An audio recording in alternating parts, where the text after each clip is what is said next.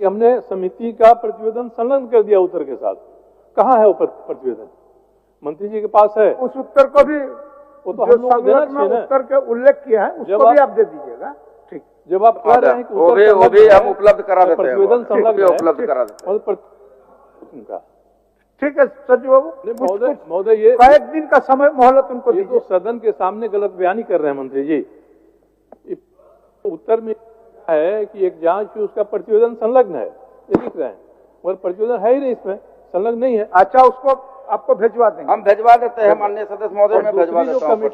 जदयू विधायक सरयू राय ने कहा विधानसभा में कि मंत्री योगेंद्र महतो सदन में गलत बयानी कर रहे हैं। प्रदूषण नियंत्रण बोर्ड भ्रम फैला रहा है और दोषियों को ही कमेटी में शामिल कर जांच करा रहा है। उन्होंने सरकार से विधानसभा सदस्यों की कमेटी बनाने की मांग की ताकि निष्पक्ष जांच हो सके। बता दें, जदयू विधायक सरयू राय ने अल्पसूचित प्रश्न में प्रदूषण का मुद्दा उठाया। उन्होंने कहा कि बोकारो थर्मल पावर से निकलने वाली राख की वजह से उस क्षेत्र में प्रदूषण बढ़ा है। सरयू राय जी, ठीक, सरयू राय जी। महोदय, सरकार का उत्तर आया है।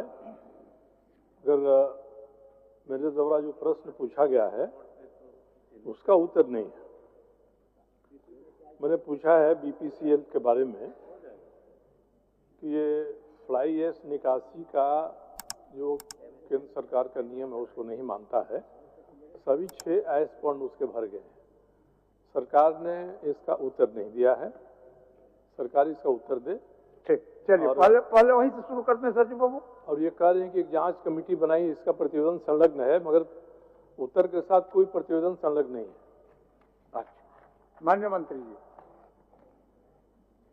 माननीय महोदय, अध्यक्ष महोदय, माननीय सदस्य की जो चिंता है बीपीसीएल को लेकर के, बोकारो जो हमारा जिला भी पड़ता है महोदय, और उसमें माननीय सदस्य का जो चिंता है कि इलेक्ट्रो स्टील के अंदर में जो नहीं इलेक्ट्रो स्टील ने महोदय, एक मिनट महोदय, बीपीसीएल का जो फ्लाई ऐश का जो टैंक है वो भर गया है महोदय, और भरने के पश्चात वो गरगा नदी को प्रदूषित कर रहा है महोदय। इसी पर माननीय सदस्य का क्वेश्चन है। माननीय सदस्य को उत्तर स्पष्ट है महोदय, और उसमें बड़ा हम लोग संजीदगी से विभाग के द्वारा उस पर कार्रवाई भी किया गया महोदय। कार्रवाई यह है कि बीपीसीएल के ऊपर में 73,32,031 रुपया का प्रदूषण करने के एवज में जांच में दोषी पाया गया, उस पर कार्रवाई भी हुआ, उसके ऊपर फाइन भी किया गया महोदय। महोदय, सरकार के द्वारा 2-3 विषय को मिलाकर भ्रम की स्थिति पैदा की जा रही है।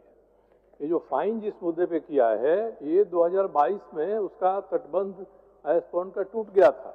हम लोगों ने आवाज उठाया, तब जांच हुई, फाइन हुआ, मगर तब से अब तक फाइन वसूला नहीं गया। ये कहते हैं कि केंद्र सरकार ये सरकारी उपक्रम है, तो क्या इस मामले में सरकारी उपक्रम में और गैर सरकारी उपक्रम में भेदभाव बरता जाता है? दूसरा महोदय कि इन्होंने उत्तर नहीं दिया है कि उसके 6 ऐश पॉइंट हैं, सभी भर गए, और स्पष्ट नियम है भारत सरकार का 2021 दिसंबर में वो लागू हो रहा है वहां से कि ऐश पॉइंट को खाली करना है।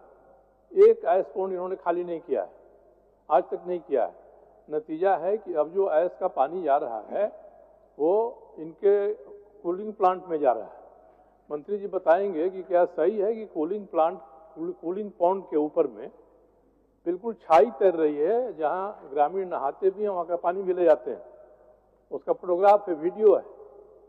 इसके बारे में ये बिल्कुल ही उत्तर मौन है। स्लज पॉन्ड में जाता है, स्लज पॉन्ड में बोकारो स्टील की जितनी अशुद्धताएं हैं, इम्प्योरिटीज उसमें जाती हैं, वहां से होकर गुजरता है और कूलिंग पॉन्ड से गरगा नदी में जाता है, गरगा से दामोदर में जाता है। लोगों को नुकसान पहुंच रहा है स्वास्थ्य का। इसके बारे में तो कुछ उत्तर दिया ही नहीं है। एक कह रहे हैं कि हमने प्रतिवेदन दिया है 19 फरवरी। आपका हमको लगता है कि जितने सारे बात आप रखे, बेहतर है आपका अंतिम खंड 4 में जो लिखे हैं आप, सिर्फ इतने उत्तर अगर आप मंत्री जी से जान ले तो हमको लगता है कि मंत्री जी से करीब हो जाए कि ये जो प्रदूषण नियंत्रण बोर्ड है राज्य का, ये भ्रम की स्थिति पैदा कर रहा है। ये गलत काम पर कार्रवाई नहीं कर रहा है और जांच पर जांच कमेटी बनाया जा रहा है कि इसमें भी क्या है, 3 सदस्यीय जांच कमेटी बनाया है। जब प्रश्न गया इनके यहाँ तब इन्होंने एक समिति बना दी है। मैं मंत्री जी से मांग करता हूँ, रिक्वेस्ट करता हूँ कि सदन की एक समिति बना दीजिए, जाके स्थल पर इसकी जांच कर ले। प्रदूषण नियंत्रण बोर्ड ने क्या किया उसकी पोल खुल जाएगी और वस्तुस्थिति क्या है, कितना नुकसान हो रहा है और बीपीसीएल किसी भी नियम को नहीं मान रहा है, ये भी साफ हो जाएगा। तो मंत्री जी तैयार हैं तो समिति बना दिया जाए। माननीय अध्यक्ष महोदय, राज्य सरकार 3 सदस्यीय टीम गठित की है महोदय, और निर्देश दिया गया है महोदय कि 1 सप्ताह के अंदर में जांच रिपोर्ट पेश किया जाए महोदय। अगर जांच रिपोर्ट में कहीं से भी आंशिक गड़बड़ी अगर महोदय मिला तो निश्चित तौर पर कार्रवाई होगी, चाहे वो सरकारी हो चाहे गैर सरकारी हो। राज्य सरकार सभी पर कार्रवाई करने के लिए कटिबद्ध है महोदय, कटिबद्ध है महोदय। और माननीय सदस्य का जो चिंता है महोदय, हम कह रहे हैं कि एक 30 हम लोग कमेटी बना के जांच कर लेते हैं महोदय। कमेटी बनाने के जांच करने के पश्चात जो तथ्य सामने आएगा उस पर अग्रतर कार्रवाई होगी महोदय। ये स्थिति एक दिन में नहीं पैदा हुई है।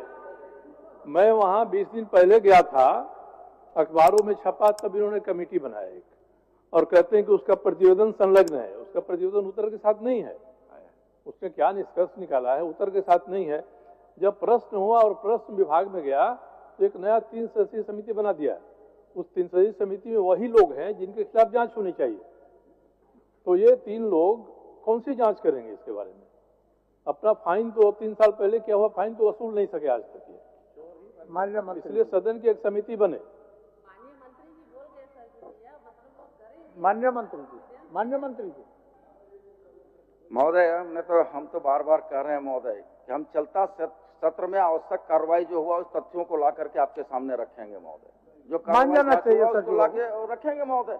मुझे मंत्री जी की बात मानने में कोई नुकसान मान जाना चाहिए, ऐतराज नहीं है, मगर मैं ये कहता हूँ कि जिस तरह से विभाग उत्तर देता है, आप कंडिका 2 में मैंने क्या पूछा है उसका उत्तर देख लिया है महोदय। अच्छा, प्रश्न का माननीय सचिव बाबू नहीं आया। हम लोग समय को देखते हुए जो माननीय मंत्री जी ने स्वीकार कर लिए कि चलते सत्र में उनके जांच का रिपोर्ट सदन को समर्पित कर देंगे, सदन को जानकारी के लिए दे देंगे, तो थोड़ा सा इंतजार करना चाहिए। 19 फरवरी को जो कमेटी बनी है उसका उत्तर उसका रिपोर्ट तो संलग्न किया नहीं, दिया नहीं। इसमें लिखते हैं कि प्रतिवेदन संलग्न है, तो उत्तर ऐसे ही आता है प्रतिवेदन संलग्न है। प्रतिवेदन कहाँ है हम लोगों के पास में?